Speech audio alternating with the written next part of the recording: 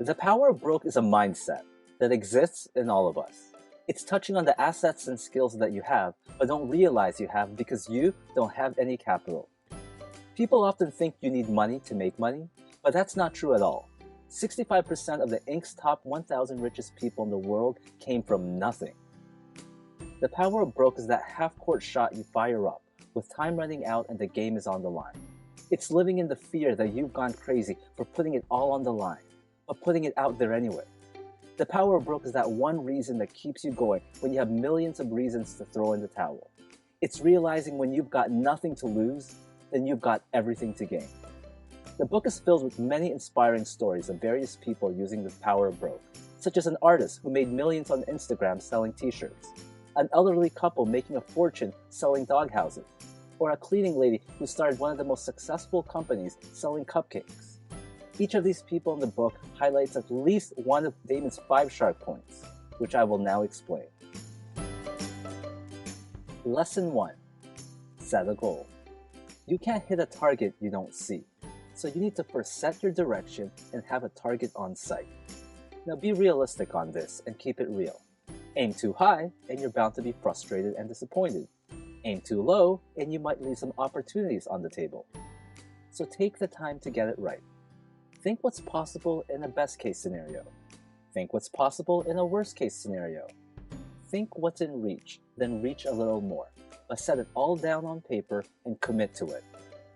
Consider starting small, learn from your mistakes, and then expand. Look at Mark Zuckerberg, the founder of Facebook. He grew his business incrementally. He figured out what worked, what didn't work, and what could work better.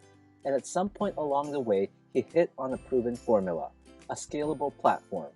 He realized what would work on one market would work in another market, and then another. So ask yourself, what are your goals? Lesson 2. Homework. Do yours. Learn the analytics and learn about your competition, because if you don't know your stuff, how can you know what's possible? Remember, a shark does not attack unless he knows his prey. Now, Daymond believes you will never actually create anything new, that Twitter is just an updated version of a note tied to a pigeon's leg, that Facebook is just endless chain letters, or just scribbles on the bathroom wall. So with this in mind, learn the key elements of business and sales, because they will never change, but also be willing to try new approaches. Look at all the businesses that failed, and see what you can learn from them. These people failed so you don't have to. Use all the resources available to you and take advantage of things like OPM, which stands for Other People's Money, Other People's Mindset, and Other People's Magic. Learn how to predict trends and where the market is heading towards. There is a great Wayne Gretzky line, I skate to where the puck is going to be, not where it has been. So can you think of ways to bring your product or business closer to your target market? Lesson 3. Adore what you do. You gotta own, love, and live what you do. To quote Steve Jobs, the only way to do great work is to do what you love.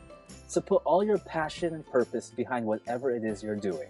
Because if you don't believe in yourself, in your product, your service, or your business, then you shouldn't expect anyone else to either. You have to set the bar high enough that people just can't help but jump in. With that said, you don't want to come across as a nut either. So don't be fanatical or unreasonably optimistic. Remember that you're selling people on the idea of trusting in you, because people invest in people, not just in a product or service. Trust me, once you make joy your biggest asset, you'll be way ahead of the game. Lesson 4. Remember, you are the brand.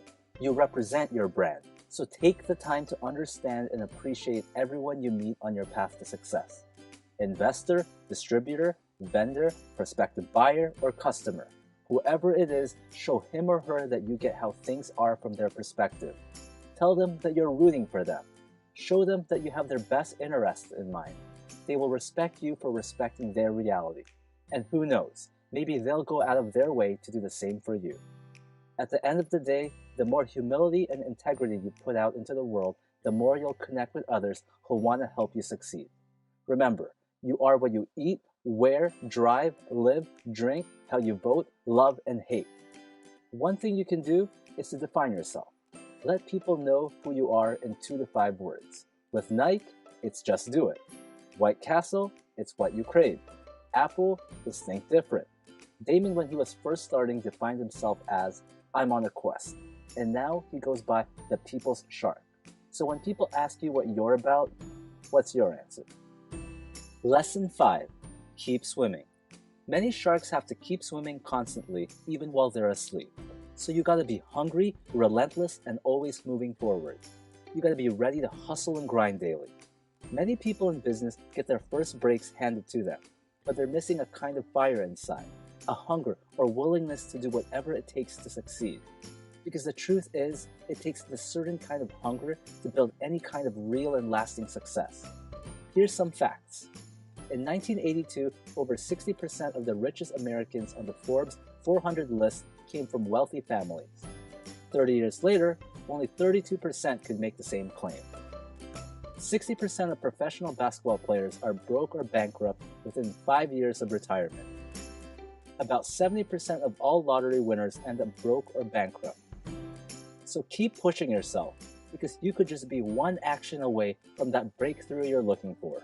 And remember, it's okay when you fail. Failing is part of getting better. Sometimes you just gotta learn how to hit the reset button and then plan how to move forward again. To summarize, number 1, set a target in sight. And remember, it's okay if you have to change targets, but it's important to always have goals and to write them down. Number 2, do your homework and research. Those who fail to plan should plan to fail. Number 3, adore what you do.